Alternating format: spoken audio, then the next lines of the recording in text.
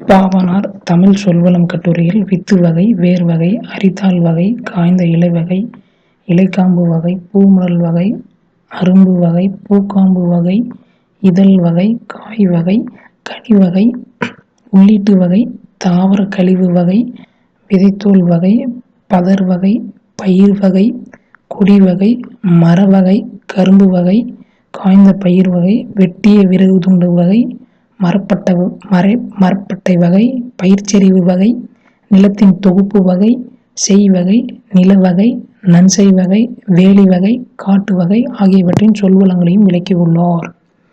நூல்வெளி மொழிஞாயிறு என்று அழைக்கப்படும் தேவநேய பாவாணரின் சொல்லாய்வு கட்டுரைகள் நூலில் உள்ள தமிழ் சொல்வளம் என்னும் கட்டுரையின் சுருக்கம் பாடமாக இடம்பெற்றுள்ளது.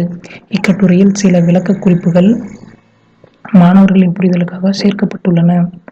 பல்வேறு இலக்கண கட்டுரைகளையும் மொழியாராய்ச்சி கட்டுரைகளையும் எழுதிய பாவாணர் தமிழ் சொல்லாராய்ச்சியில் உச்சம் தொட்டவர். செந்தமிழ் சொற்பிறப்பியல் அகர முதலி திட்ட இயக்குநராக பணியாற்றியவர். உலகத் தமிழ் கழகத்தை நிறுவி தலைவராக இருந்தவர்.